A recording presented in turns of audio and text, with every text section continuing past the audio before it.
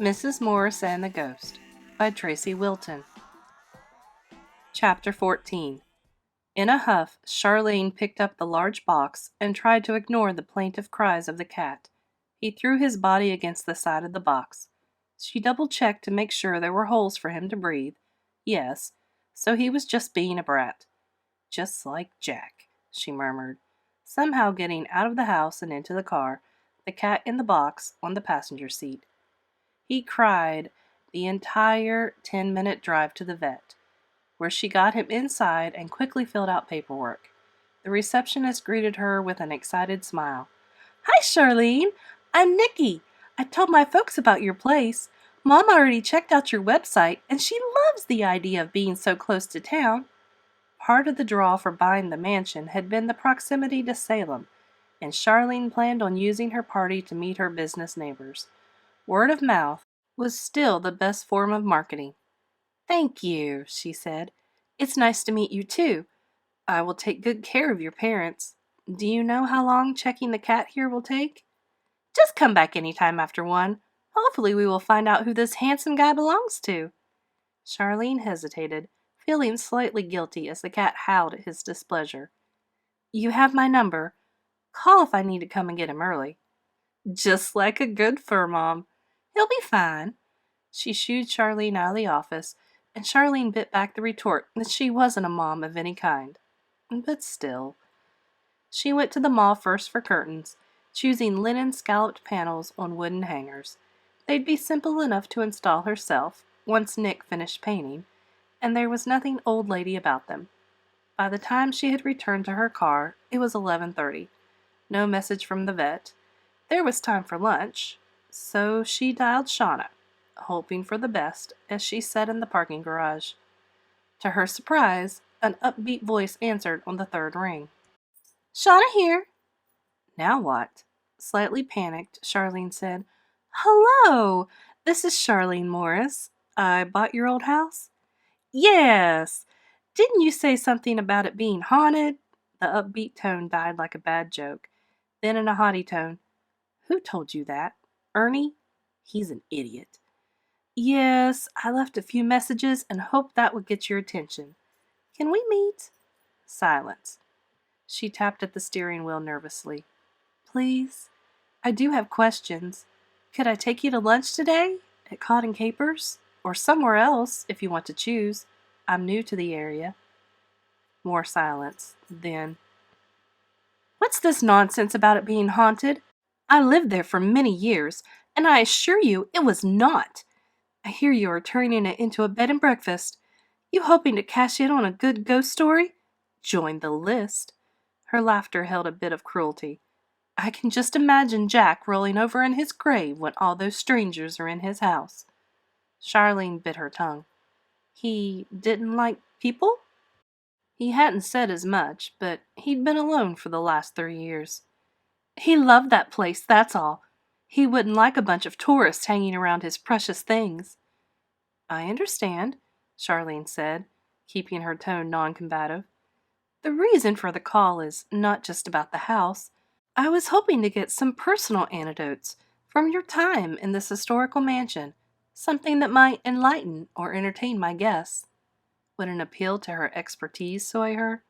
"Listen, Charlene, Charlene, if you are looking for a new friend, I'm full up." Now she understood the expression of being so mad she saw red. Lots of red. Charlene sat back and counted to 3 before replying. "Oh no, I have plenty of friends, thank you. In fact, Brandy Flint and I—" "Brandy?" Shauna's voice lifted as she interrupted Charlene. "She's a piece of work, but I'd sure love the name of her plastic surgeon. She makes 50 look good. But not even her hair is real. Plugs." Well, this explained why Shauna had no friends. Charlene gritted her teeth. "I was really hoping to talk with you in person. So far, you aren't striking any interest." "I saw a chair move," she said, trying to get Shauna's attention, "and every light bulb goes off at once. That is peculiar, isn't it? Just zap, and total darkness." The woman was like a designer puppy, all looks and high-strung. That has to be a little strange. You never saw anything like that? No, ghosts aren't real, and Crown Point isn't haunted. Your husband's name was Jack? Dark hair? Handsome? Yes. I think I've seen his image several times. Silence. You think Jack is haunting the place? That's ridiculous. I would have agreed a few weeks ago, but since moving in, I'm changing my mind. Charlene certainly had Shauna's interest now. Have you told anyone about this? No, she sighed. Not yet. Charlene could practically hear the gears of Shauna's mind shift. The woman knew something. I would love a chance to talk with you. Shauna paused and then gave a tinkling laugh. You know what? I'll meet you for lunch. Jack Strathmore was not the saint everybody thought he was. Oh, no. Where would you like to meet? Sharon's is fine. There is a table in the back. Noon? Gives me 30 minutes. Sure. Shauna's laugh soured. But we have to eat first. I don't want to ruin my appetite by tripping down memory lane.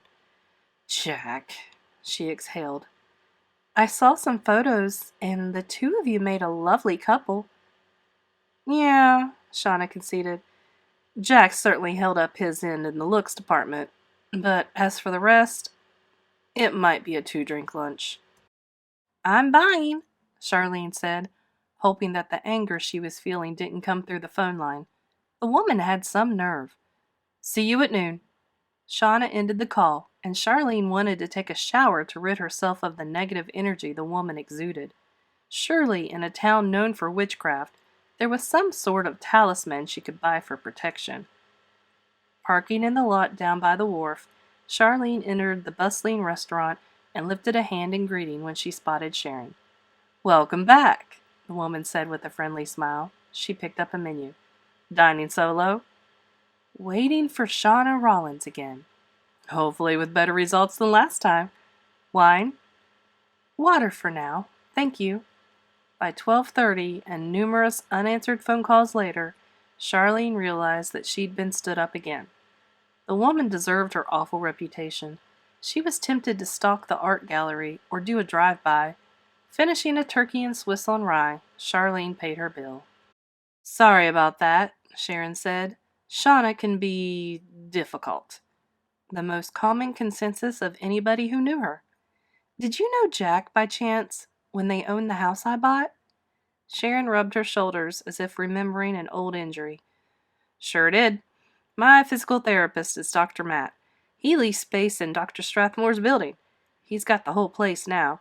Jack was a nice guy. Handsome. A bit of a flirt. Felt bad for him, married to Shauna. She could be intense. Charlene felt uncomfortable asking Sharon if she knew about Shauna cheating, so she took her time paying her bill, hoping that Sharon would just keep talking. She got the sense that she had something to add, but a couple came in. Taurus with Salem sweatshirts on and ruby cheeks from being outdoors. Charlene made a note to self to continue with that line of questions later and headed out to her car. Nobody liked Shauna, and yet not only had she cheated on Jack, from what Brandy had inferred, she was now cheating on Theo. Was that true? It was hard to believe, but everything about that woman was on the dicey side. She wished she could talk to Jack about it, but his memory was obviously faulty. Charlene decided to plug in Shauna's home address. She just wanted to ask a few questions. If she could see Shauna's face, Charlene knew she could tell if Shauna had killed Jack, and then it would be a matter of finding proof. If Shauna was guilty, then Charlene would force her to face the consequences. The cruise past the dark art gallery convinced her to try to find Shauna at home. Shauna and Theo lived in a ritzy neighborhood that oozed history and old money. Charlene parked in the driveway next to a red Mercedes with silver trim. The white house was almost as large as hers, but modernized sometime in the 20th century. New roof, sparkling paned windows. The front door was painted red, as was the wraparound porch. Flint's Vineyard wooden crates were upside down and used as end tables between the oak wine barrel chairs. She knocked, but there was no answer. Knocking again, she peeked into the windows, but couldn't make out more than shadows. Where could she be? Surely that was Shauna's car. Walking along the back of the red porch, she saw another set of windows, uncovered to view the forested property. Feeling foolish, Charlene shaded her eyes to see inside against the glare. Just her luck, security cameras would be monitoring her every move for the police. Maybe Sam would come to arrest her. This would look very suspicious for sure. Was that a shoe? Yes, the red sole of the designer Louboutin, the 4-inch heel, a bare calf, a short black skirt, and... Charlene pressed her knuckles to her mouth and jumped away from the glass. Shauna had a good reason for not showing up for lunch. Charlene pounded on the back door and jiggled the handle, dialing 911. She raced around to the front of the house, but that door was also locked. After giving the information, Charlene didn't know what to do, so she called Sam. He arrived just before the ambulance, his expression grim. There was an awkward moment when he got out of the SUV, as if he wasn't sure whether or not to hug her or how to greet her. Charlene, sniffing back tears, met his eyes and drew strength from the steady brown depths. "You okay?" he asked. "Yes." She shook her head no. He nodded his understanding. The ambulance arrived, and the paramedics rushed up the front porch, knocking hard on the door. One of the paramedics went around the back and broke the window in the door, unlocking it to get inside and open the front for the medics. Sam followed them in, motioning for Charlene to wait. She agreed, but peered in. Shauna's eyes were fixed wide open, and despite the tragedies in her life, Charlene was rocked at this raw death. Jared had been in a car accident. Hit and run. The other driver was in jail. Her husband's soul had already been gone by the time she'd identified his body at the morgue. An EMT hurried out to the ambulance, and Charlene asked, "Excuse me, is she dead?" "Off the record, yes. I'm sorry." She swallowed and stepped out of the way, sinking down into a wine-barrel chair. Sam came outside, searching for Charlene. She met his gaze. "What were you doing here?" he asked. Something about the law asking questions in that sort of tone made a person feel guilty, even if it was Sam. I, we were going to meet for lunch." "You and Shauna?" Sam's brow lifted. "I had some questions about the house. That's all." He tugged on one end of his mustache without saying a word, and Charlene folded like a stack of cards. "Fine. I wanted to ask her about Jack." "What? I thought you'd stop that nonsense." She stood, her legs shaky. "No. And now..."